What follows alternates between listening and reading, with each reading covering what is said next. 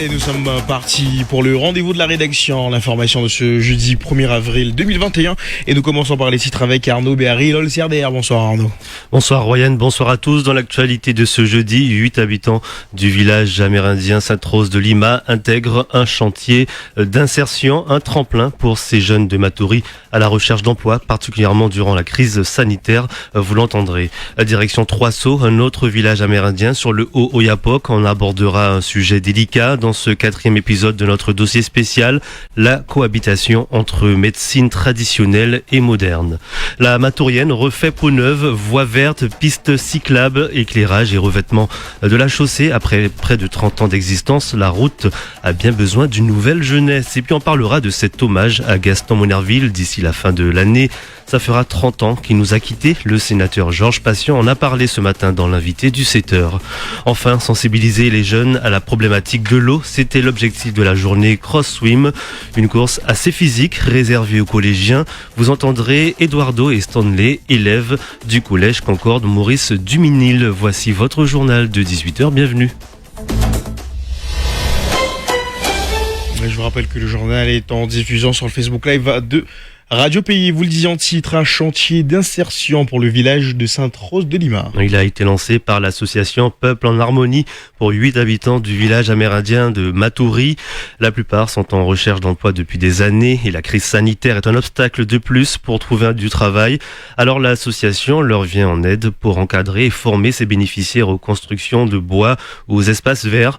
Le chef coutumier du village, Charles Wingard, a favorisé ce projet pour qu'il bénéficie directement de sa communauté grâce aux aménagements que ce chantier va apporter en un an. Il y a beaucoup de jeunes qui sont sans activité professionnelle, donc ce dispositif d'insertion va permettre aux jeunes de se familiariser avec l'emploi. C'est tout bénéfice pour le village, donc il faut savoir que toutes les activités se passeront ici au village Sainte-Rose de Lima. Donc c'est le village, ils vont améliorer le cadre de vie des villageois par l'embellissement, par des constructions nouvelles, voilà, l'entretien des espaces verts, tout ça. Donc c'est le village qui va en bénéficier. Le but de ce projet, c'est améliorer. Quand vous rentrez dans le village, vous rentrez dans un lieu accueillant. Donc voilà, c'est ça. C'est pour ça qu'on a insisté beaucoup sur l'embellissement, donc ça, dès l'entrée, quoi. Donc il faut que ça soit accueillant. Voilà, Charles Wingard, chef coutumier du village, il répondait à Clément Buzalka. Allez, 4e épisode de notre série à Trois-Sauts sur le Haut-Oyapok. Là-bas, les médecins du centre de santé doivent collaborer avec les chamans locaux pour soigner la population. Et Trois-Sauts dispose d'un centre de prévention et de santé qui dépend du CHC avec un médecin et une infirmière qui y exercent. Mais ils doivent travailler avec les chamans des villages qui, dans la culture Wayampi, s'appellent les payés. Pour se soigner, les habitants usent des médecines locales comme de celles du CDPS et les praticiens, les payés et les médecins cohabitent et reçoivent les mêmes patients. Reportage Florian Royer. À Trois-Sauts, la médecine n'est pas pratiquée uniquement par le personnel du centre de santé. Il y a le chaman, on travaille beaucoup en collaboration avec le chaman en fait. Laure Gérold est infirmière à Trois-Sauts depuis 13 ans, autant dire qu'elle connaît bien ses patients. Alors ils passent souvent par la médecine traditionnelle, ils essayent les plantes chez eux, ils ont des très bonnes plantes et quand ça marche, le chaman aussi, ils ont encore beaucoup recours au chaman et quand cela ne marche pas, ils viennent au dispensaire. Souvent, les habitants mélangent plusieurs types de connaissances médicales qu'ils ont à leur disposition et n'hésitent pas à faire appel à ce qu'ils ont sous la main. Damien Davy connaît bien le Haut-Oyapok, il est chercheur au CNRS. C'est pas parce qu'on va voir le médecin qu'on ne prendra pas une plante avant, c'est pas parce qu'on va voir le médecin qu'on pourra pas aller voir le paillé un autre jour. Il y a une mixité des itinéraires thérapeutiques. Les gens sont pragmatiques et ils se disent si ça peut fonctionner. Pour guérir ceux qui le demandent, les paillés travaillent avec des esprits. Ce sont leurs principaux intercesseurs. Les esprits qui sont des alliés des chamans sont des esprits et en forme animale, qui peuvent être des maîtres des animaux, qui peuvent être des esprits qui vivent dans la forêt, qui vivent dans différents lieux. L'âme du défunt. C'est une autre histoire. C'est justement ce qui est arrivé au centre de santé de Trois-Sauts après un décès dans le carbet d'hospitalisation.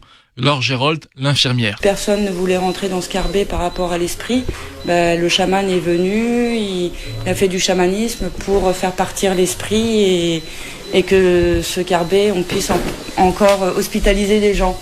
Mais les chamans ou les paillés dans la culture wayampi ne détiennent pas l'ensemble du savoir traditionnel, notamment en ce qui concerne la pharmacopée. Guillaume Odon est chargé de recherche au CNRS, spécialisé en ethnobiologie. Pour des maladies un peu plus rares, on va voir plutôt des anciens qui vont être un peu plus spécialisés. Puis pour certaines maladies ou certains problèmes liés à l'enfance ou aux choses de la féminité, ça sera plutôt des dames.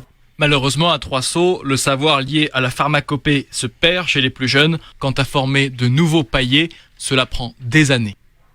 Voilà un reportage signé Florian Royer aux côtés des paillés et du personnel de santé de Trois-Sauts. La Matourienne va faire peau neuve.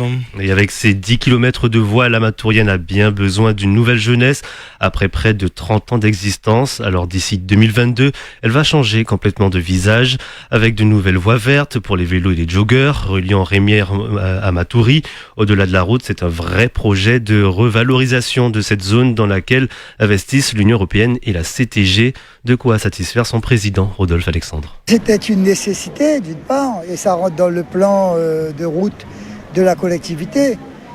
C'est l'issue de plus d'1 an de travail avec les cabinets d'ingénierie, de maîtrise d'œuvre, et aujourd'hui on arrive à la finalité.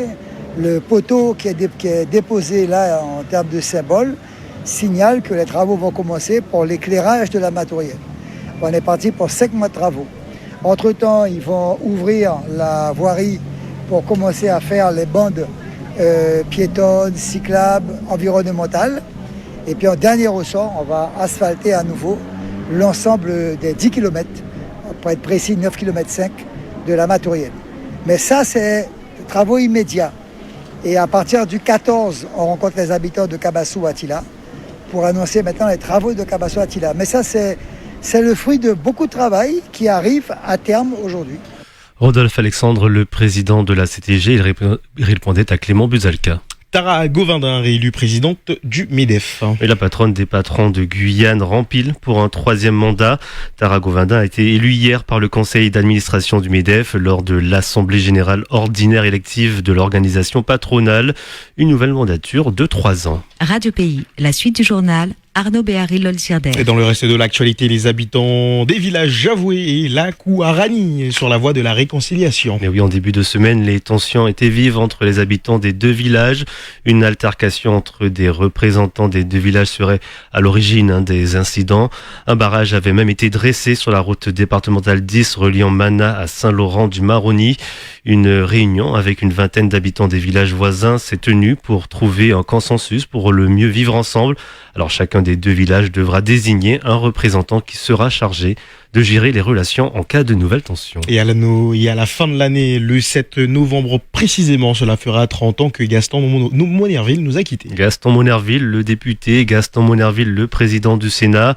À l'occasion de cet anniversaire, le sénateur Georges Passion et président de la Société des Amis de Gaston Monerville souhaite mettre en place une année de commémoration et plaide également pour que l'homme politique guyanais fasse son entrée au Panthéon. Pour quelle raison? On écoute la réponse de Georges Passion. On parle par exemple beaucoup d'Obama aux États-Unis, mais bien avant Obama aux États-Unis, il y avait Gaston Monerville en France. Je rappelle quand même que c'est un petit-fils d'esclave, qu'il était pas blanc de peau. C'était vraiment un homme de couleur et c'était quand même quelqu'un de la diversité. Je tiens quand même à souligner que Monerville, c'est vrai, a d'abord été élu en Guyane, mais quand il est devenu sénateur et qu'il y est resté 22 ans, il était élu d'un département hexagonal. Du Lot. Du Lot, exactement. Il a été également président du conseil général du Lot. Donc voilà un homme, petit-fils d'esclave, qui a quand même fait une brillante carrière, à la fois sur son territoire local et sur le plan hexagonal. Il a été également résistant durant la dernière guerre. Pourquoi nous nous battons un peu actuellement pour sa réhabilitation? C'est qu'on considère que par rapport à beaucoup d'autres, il n'est pas reconnu à sa juste valeur par la République.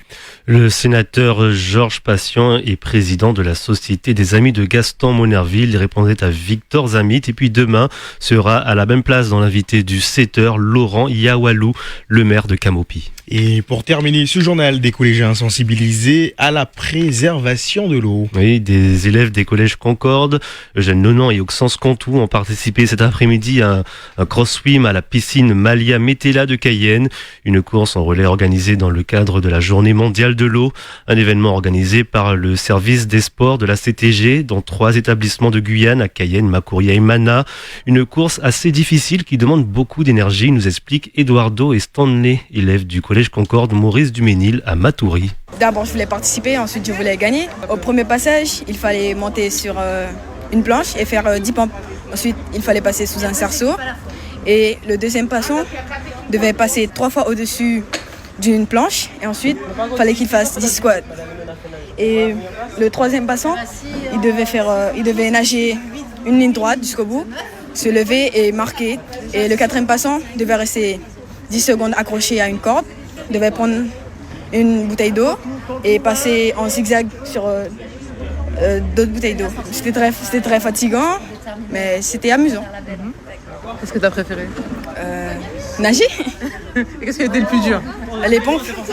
Ça s'est bien passé. On est venu ici pour gagner, j'ai fait de mon mieux. Pour moi, tout était facile, parce que je suis habitué à faire des activités sportives. Vous avez fait quel temps, tu sais? 8 minutes 09. D'accord, c'est satisfaisant? Oui, parce qu'on a fait de notre mieux. Voilà, félicitations à Eduardo et Stanley, élèves du collège Concorde Maurice Duménil. Ils répondaient à Edmé Doudi. Merci beaucoup Arnaud Berry, l'Olciarder. Le prochain point d'information, ça sera demain dans la matinale dès 5h avec Victor Zamit, le retour des Ménouzi à 13h. Quant à vous, êtes de retour à 18h. Merci, une belle soirée à l'écoute de Radio Pays.